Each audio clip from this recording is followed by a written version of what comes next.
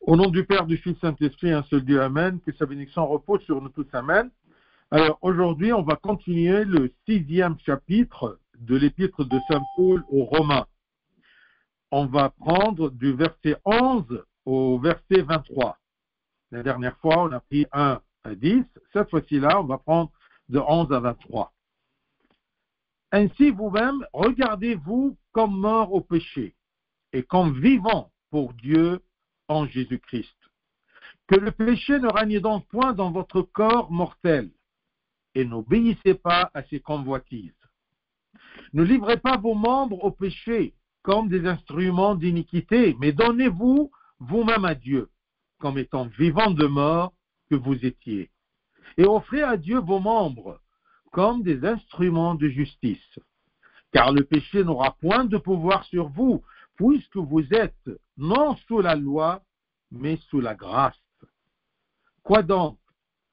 Pécherions-nous parce que nous sommes non sous la loi, mais sous la grâce? Loin de là. Ne savez-vous pas qu'en vous livrant à quelqu'un comme esclave pour lui obéir, vous êtes esclave de celui à qui vous obéissez, soit du péché qui conduit à la mort, soit de l'obéissance qui conduit à la justice. Mais grâce soit rendue à Dieu de ce que, après avoir été esclave du péché, vous avez obéi de cœur à la règle de doctrine dans laquelle vous avez été instruits. Ayant été affranchis du péché, vous êtes devenus esclaves de la justice. Je parle à la manière des hommes à cause de la faiblesse de votre chair. De même donc que vous avez livré vos membres comme esclaves à l'impureté et à l'iniquité pour arriver à l'iniquité, ainsi maintenant livrez vos membres comme esclaves à la justice pour arriver à la sainteté. Car lorsque vous étiez esclaves du péché, vous étiez libres à l'égard de la justice. Quels fruits portiez-vous alors? Des fruits dont vous rougissez aujourd'hui, car la fin de ces choses, c'est la mort. Mais maintenant, étant affranchis du péché et devenus esclaves de Dieu, vous avez pour fruit la sainteté et pour fin la vie éternelle. Car le salaire du péché, c'est la mort. Mais le don gratuit de Dieu, c'est la vie éternelle en Jésus-Christ, notre Seigneur. Gloire à lui éternellement. Amen.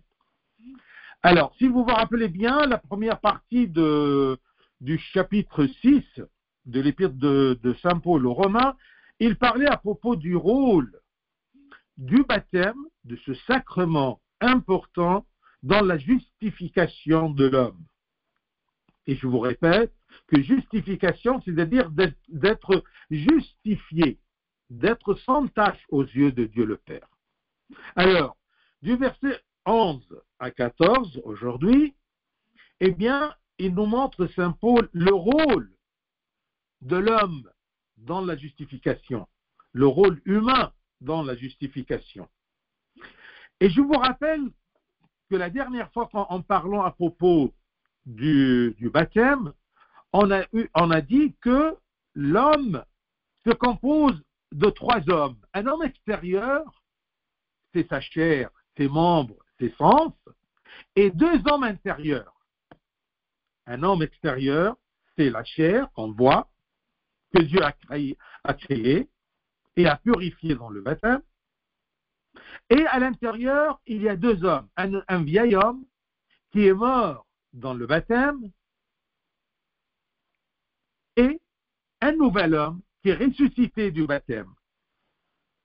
Et ça dépend toujours qui de ces 2 hommes intérieurs qui domine l'homme extérieur. Si le vieil homme qui a un déclin du péché domine l'homme extérieur, eh bien ta vie va te mener vers le péché et la mort. Si au contraire, c'est le nouvel homme renouvelé dans le baptême en Christ et ressuscité avec le Christ, domine l'homme extérieur, eh bien tu seras avec un déclin vers la vertu, vers Dieu, vers la vie.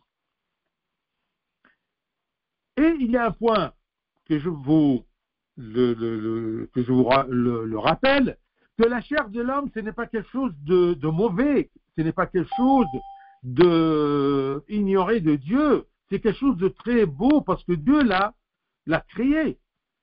Tous tes sens, tous tes membres, c'est Dieu qui l'a créé. Comme il a créé le feu et il a créé le fer.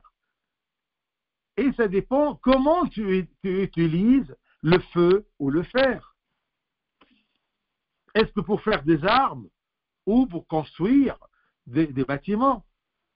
Est-ce que tu utilises le feu pour te chauffer, pour purifier ou pour brûler et détruire? Donc, la créature de Dieu, ça dépend qui la domine. Est-ce que c'est le bien qui est en toi, le nouvel homme, ou c'est le mauvais, le mal qui est en toi, le vieil homme? Donc, ici, on va voir du verset 11 à 14 le rôle humain dans la justification. Après que Saint Paul ait attiré notre attention sur le facteur divin dans le processus de salut et de justification, il passe maintenant au facteur humain. Nous conseillons que, une fois devenu pur et portant les vêtements du salut, et c'est pour cela que dans le baptême, on préfère donner aux baptisés un habit blanc. C'est comme une nouvelle page. Il passe au facteur humain, nous conseillons, une fois devenu pur et portant les vêtements du salut, les vêtements du nouvel homme, de ne plus redevenir sale dans l'argile du péché, mais laisser plutôt nos membres devenir des membres vivants, contrôlés par le nouvel homme, pour accomplir la volonté de Dieu en nous. Pourquoi on n'arrive pas à accomplir la volonté, la bonne volonté de Dieu dans notre vie, en nous guidant vers le royaume et le salut? C'est parce que tout simplement, parfois, on réanime le vieil homme qui contrôle notre homme extérieur, qui contrôle nos actes. Alors on n'arrive pas à suivre le Christ. Donc, toi qui as été libéré de l'esclavage du péché, ne te revends pas au péché à bon marché et ne redeviens pas ton esclave. Attention, nous sommes rachetés du Christ avec un prix, un grand prix, c'est le prix de son sang. Il est mort pour nous, il a payé son sang et sa vie humaine sur la croix pour nous racheter. Donc, on doit ne pas redevenir esclave du péché, obéissant à ses commandements dans notre corps. Ce corps qui a recommencé à désirer le plaisir du péché. Attention, le péché est très trompant. Il te présente toujours ce petit plaisir. Et je dis petit parce que c'est éphémère, c'est temporel. Mais il te cache l'issue et le chemin de ce plaisir, c'est la mort. D'accord? C'est l'éloignement de Dieu. C'est la domination du vieil homme. Alors, pourquoi, après que le Christ a tué en nous, dans le baptême, le vieil homme, les différents désirs, pourquoi revenez à les raviver à nouveau ce vieil homme, ces mauvais désirs? Et comment on ravivit ceci? En les stimulant. Vous vous rappelez la dernière fois, je vais vous donner un exemple de réanimation du vieil homme. Il est mort cliniquement. Et celui qui est vivant, c'est le nouvel homme. Mais il est toujours, le vieil homme, il est là. Il est dormant. C'est toi qui les ravivis. C'est toi qui les réanimes. Par quoi? En le stimulant et en le passionnant et en le revigorant, le faisant revivre par les choses qu'on voit, les choses qu'on écoute. Avec vos sens, lorsque vous les exposez à des influences et des stimuli extérieurs, eh bien, vous réanimez le vieil homme qui va dominer votre homme extérieur. Et une fois que tu as ravivé, ou une fois que tu as ravivé ce vieil homme par les stimulants extérieurs, d'accord, eh bien, tu vas redescendre au fond du péché qui mène à la mort. Verset 12, que le péché ne règne donc point dans votre corps mortel. Pense toujours que n'importe quel plaisir du corps est temporel, est mortel, parce que cette chair est mortelle. C'est bien de lui donner un plaisir de manger un bon chocolat, d'accord? C'est bien de lui donner un plaisir de faire du sport, d'accord? C'est bien de lui faire un plaisir d'écouter une belle chanson et de belle musique. Mais attention, pas sur le crédit du nouvel homme, de la vertu, de la prière, de la confession, de la messe. Regardez, je vous donne un exemple.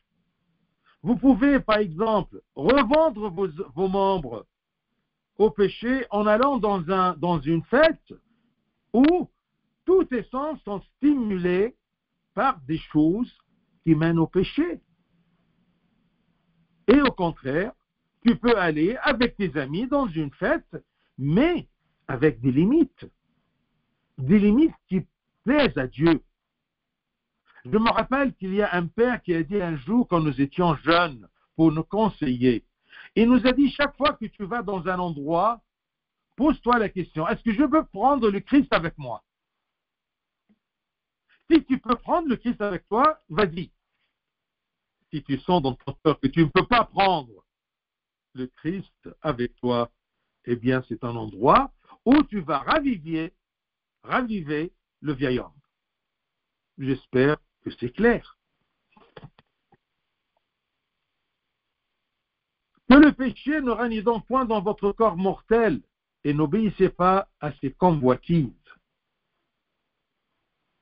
Quand le corps est sous la domination du vieil homme, il a un penchant vers les convoitises.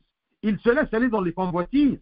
Ce n'est pas la faute de la chair, ce n'est pas la faute de notre corps que Dieu a créé et a purifié dans le baptême, mais c'est notre volonté de raviver le vieil homme. Que le péché ne règne donc point dans votre corps mortel et n'obéissez pas à ses convoitises.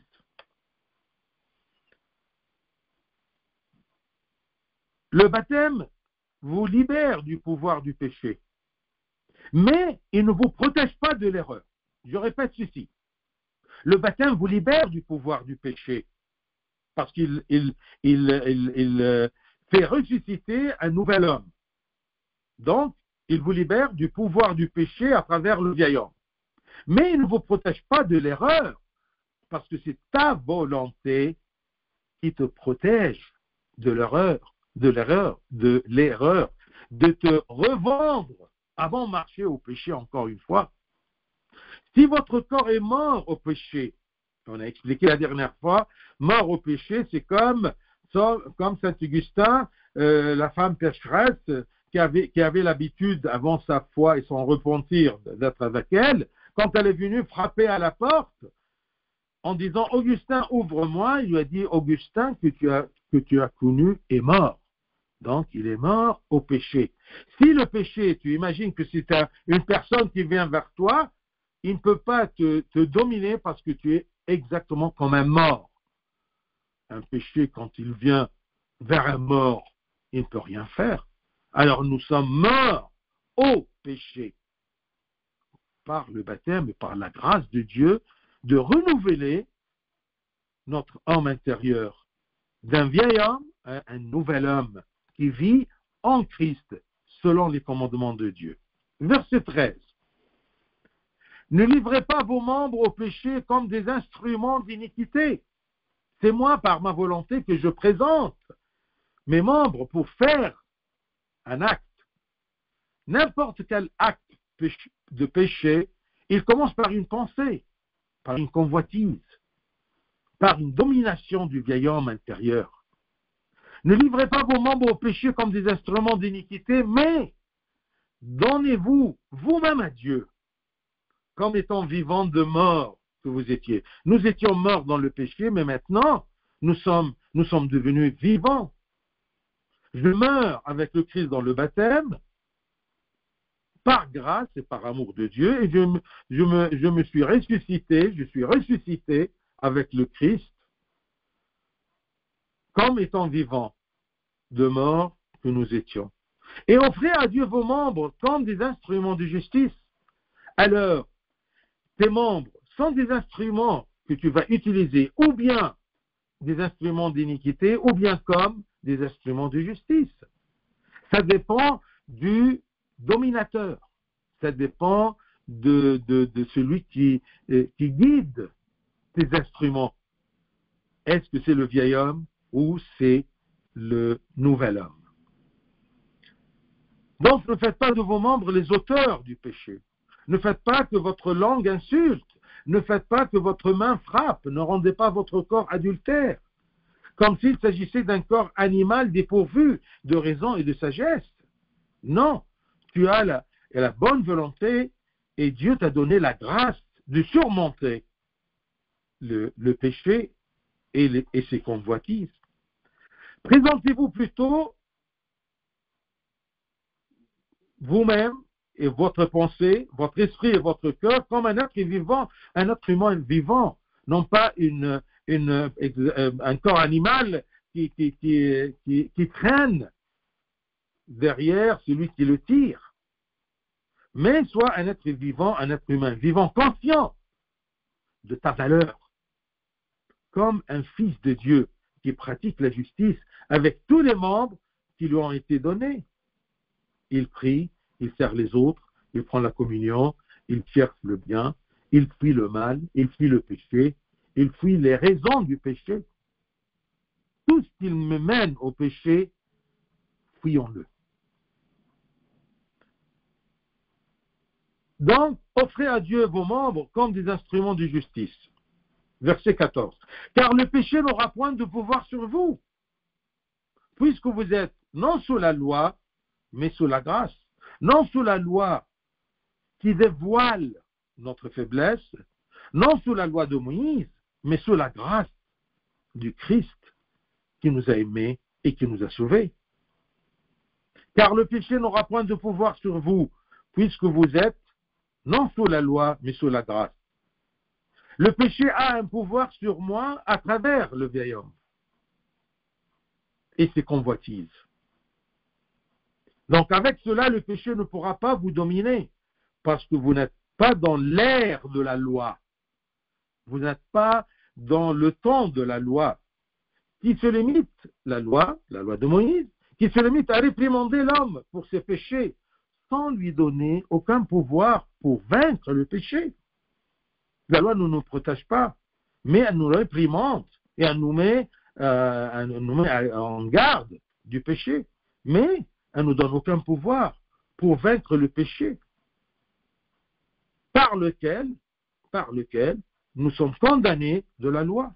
Au contraire, vous êtes maintenant dans le temps de la grâce, dans l'ère de la grâce, dans la nouvelle alliance avec le Christ.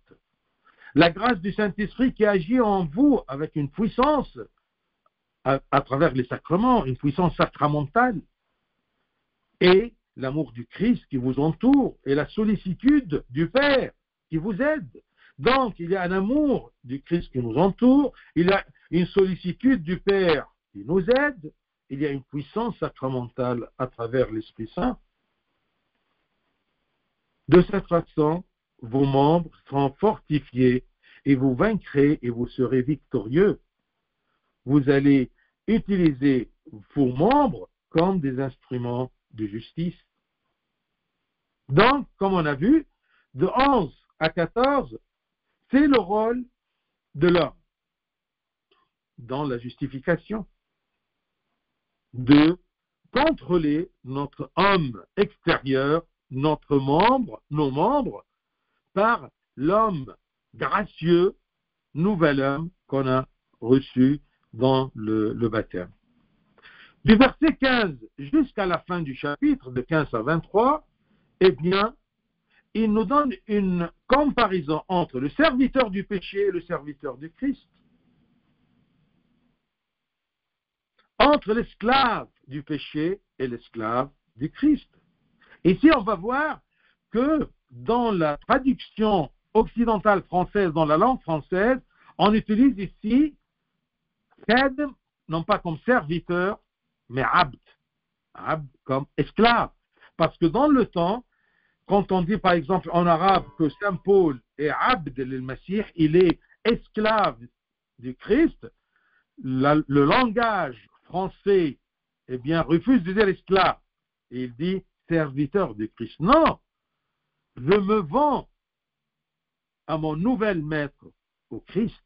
Regardez. Alors, verset 15.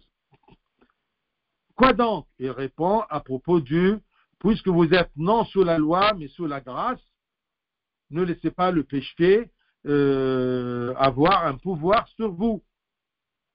Parce que vous êtes non sous la loi, mais sous la grâce. Quoi donc? Pécherions-nous parce que nous sommes non sous la loi, mais sous la grâce? Loin de là. Parfois, les gens comprennent mal, d'accord, cette différence entre la loi, être sous la loi de Moïse, être réprimandé de la loi, et être supporté par la grâce de Dieu. Après tout ce qui a été dit, pouvons-nous comprendre la liberté en Christ comme un retour au péché? Est-ce que si le Christ me libère du péché, c'est-à-dire que je fais maintenant tout ce que je fais, tout ce que je veux, tout ce que je désire, loin de là. Comment? Quand nous comprenons que l'œuvre de la grâce est de condamner le péché, ce qui signifie que le péché n'a plus de pouvoir sur nous, et que nous n'en avons plus le désir de pécher, on ne peut pas retourner vers le péché sous n'importe quel prétexte. Être libéré de la condamnation de la loi, c'est parce que je suis dans la lumière, je suis en Christ. Ce n'est pas être en Christ, c'est-à-dire libéré de la loi, c'est-à-dire faire ce que je veux, non. Par conséquent, si une personne pêche et dit « je suis libre », alors elle est en fait esclave du péché. Et le péché a toujours un pouvoir sur elle. Elle ne peut pas se libérer du péché. Une fois libérée dans le baptême, et dans le sang et le corps de Christ, dans la communion et le repentir et la confession, il retourne à se revendre soi-même au péché. Et bien, s'il dit je suis libre, et il fait le péché, il n'est pas libre du péché, il est esclave du péché. Et le péché a toujours un pouvoir sur lui. Et donc, il n'y a pas de grâce pour cette personne. Il a refusé la grâce, il est retourné sous la domination du péché. En présentant ses membres, en présentant son homme extérieur comme des instruments de péché, des instruments entre les mains du péché. La vraie liberté est être esclave de Dieu, dans lequel une personne découvre qu'une force l'aide à accomplir la justice. C'est l'esclavage de l'amour facultatif. C'est ça l'esclavage à Dieu. Je suis esclave à Dieu par amour et par mon plein gré. C'est un amour facultatif. Il ne nous oblige pas, Dieu, de l'aimer. Donc c'est l'esclavage, cet esclavage à Dieu, c'est l'esclavage de l'amour facultatif et non l'esclavage de la violence obligatoire.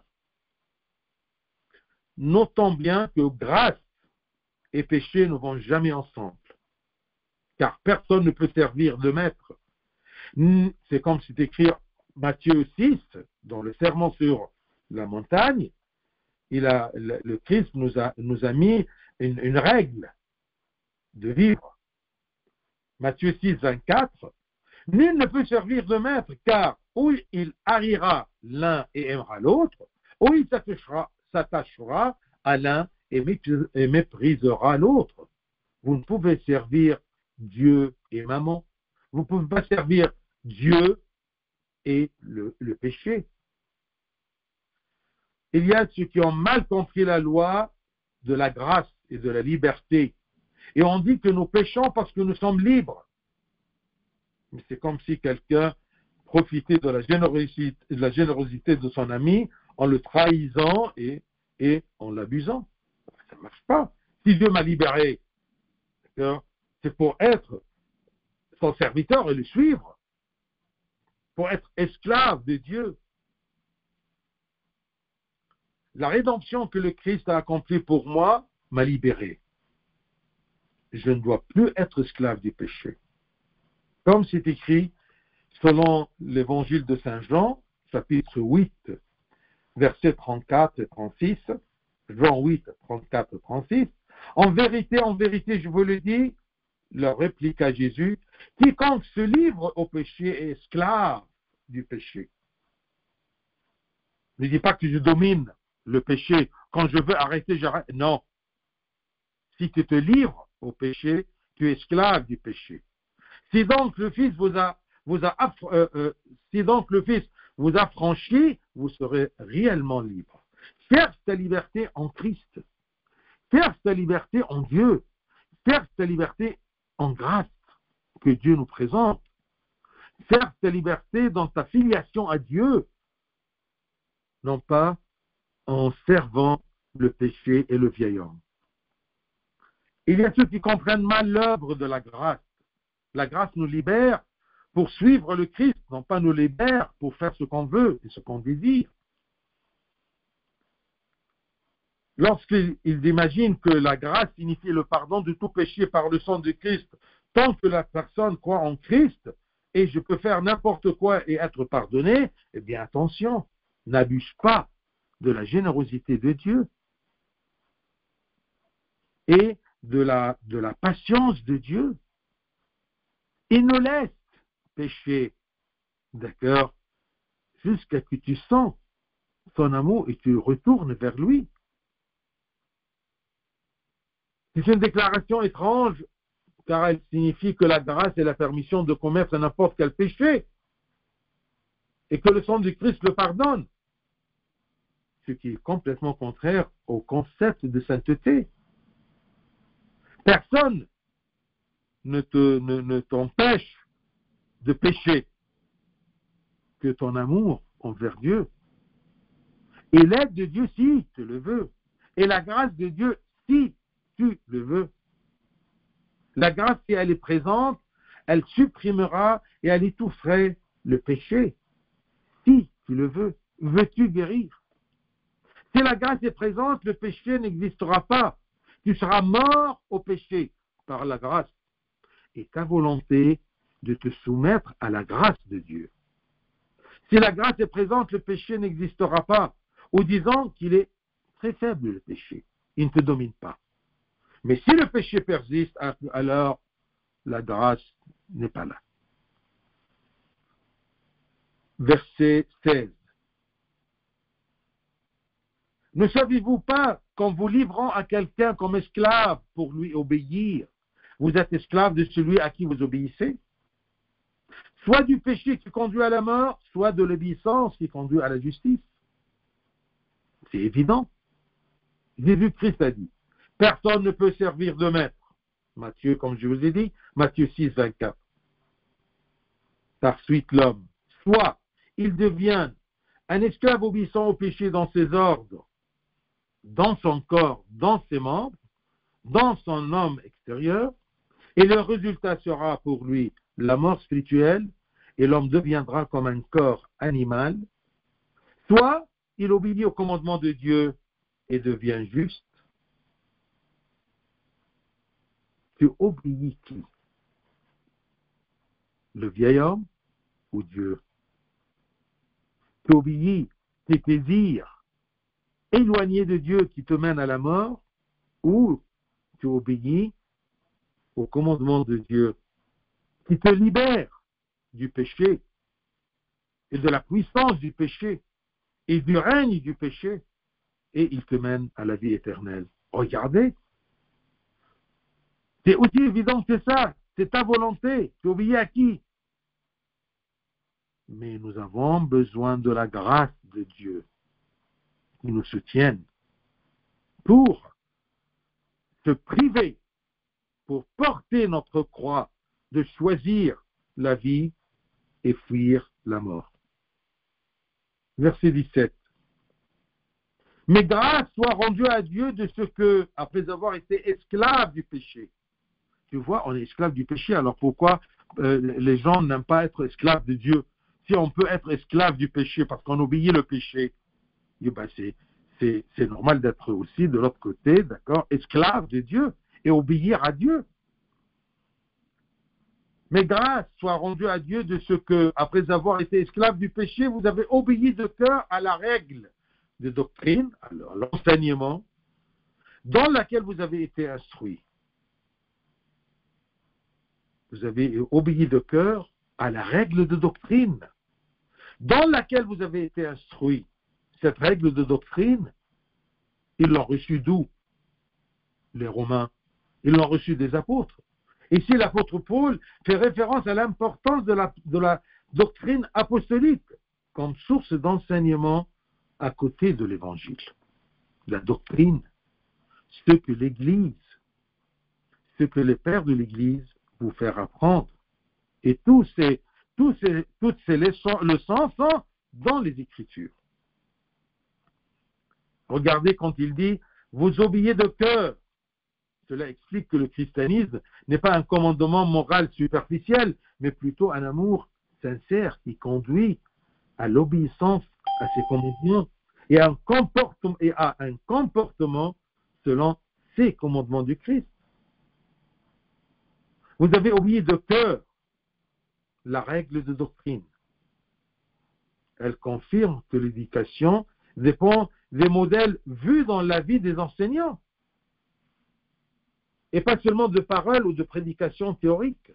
Nous avons toujours la vie des saints comme des bons exemples devant nos yeux. C'est pour cela que l'Église s'intéresse beaucoup aux saints.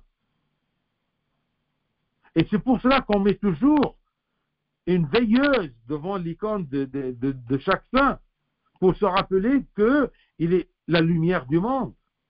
Et comme une bougie, il se brûle pour éclairer aux autres par sa vie. Donc, ici dans ce verset, mais grâce soit rendue à Dieu de ce que, après avoir été esclave du péché, vous avez obéi de cœur à la règle de doctrine, à cette doctrine vivante que vous avez fait, vous avez reçue, dans laquelle vous avez été instruit. Verset 18. Ayant été affranchis du péché, vous êtes devenus esclaves de la justice. Ah, pourquoi le vocabulaire français ici, il dit esclave de la justice? Est-ce que nous avons oublié que la justice est Dieu? Alors si je suis esclave de la justice, esclave de la vérité, je vais être esclave de Dieu. Pourquoi refusons-nous d'être esclaves de Dieu, puisqu'on peut être esclave de la justice? Lorsque vous avez été libérés du péché, vous êtes devenus esclaves de Dieu de votre libre volonté, accomplissant ses commandements pour aboutir à la vie éternelle. Verset 19. Je parle à la manière des hommes à cause de la faiblesse de votre chair. De même donc que vous avez livré vos membres comme esclaves à l'impureté et à l'iniquité pour arriver à l'iniquité, ainsi maintenant, livrez vos membres comme esclaves à la justice pour arriver à la sainteté. Je parle à la manière des hommes, c'est-à-dire d'une manière humaine, facile et simple à comprendre, afin que les hommes faibles face au péché puissent le comprendre. Alors il a pris cette image-là d'esclavage. Alors que vous acceptiez facilement l'esclavage du péché et que vos membres commettaient l'impureté et le péché par amour pour le péché, le moment est venu pour vos membres de devenir saints et d'œuvrer dans la justice. Ainsi vous deviendrez des saints. Veux-tu être saint? Va vers le Christ et la parole du Christ. Suis le Christ et porte la croix du choix entre le mal et le bien. De cette façon, tu pourras être disciple de Dieu. Verset 20. Car lorsque vous étiez esclaves du péché, vous étiez libres à l'égard de la justice. Lorsque vous étiez esclaves du péché, vous étiez libre à l'égard de la justice, esclave à se mettre le péché, tu seras libéré de se mettre de la justice. Si tu es esclave de la justice, tu seras libéré du péché. Et il existe deux voies principales. Le chemin du mal et des désirs, et celui qui le suit devient esclave de Satan, libéré des commandements du Christ, ou bien l'autre voie, le chemin spirituel. Chemin du mal et des désirs, et celui qui le suit devient esclave de Satan, libéré des commandements du Christ, il ne le suit pas. Ou bien le chemin spirituel, et celui qui le suit est un serviteur de son chef, Jésus-Christ. Il est esclave du roi de la paix, libre de tout pouvoir du péché sur lui. C'est ça, la liberté de l'homme. Satan vient de manière trompeuse en disant « Allez, libère-toi de toutes les restrictions du commandement. Alors pourquoi fatigues-tu ton corps avec le jeûne? Pourquoi tu t'es soumis à l'Église et ses rituels? Pourquoi privez-vous votre corps de plaisir, de jouissance et de péché? Pourquoi protégez-vous votre langue des erreurs? Allez-y et faites ce que vous plaît, libre des commandements de l'Évangile qui mène à la justice. » Tout ça est faux. Mais dès que vous obtenez cette soi-disant fausse liberté, vous éloignez de la justice de Dieu, qui est compatissant, Dieu qui est compatissant et aime l'humanité, qui donne la paix sur terre et l'éternité au ciel. Et vous entrez sous le contrôle du cruel, Satan, qu'on appelle toujours misanthrope, qui haït l'homme. Mais Dieu qui t'aime, il te dit, viens avec moi, suis-moi à travers cette porte, à travers ces commandements. Cela humilie et détruit votre vie, votre avenir et même votre éternité, si vous suivez la parole de Satan.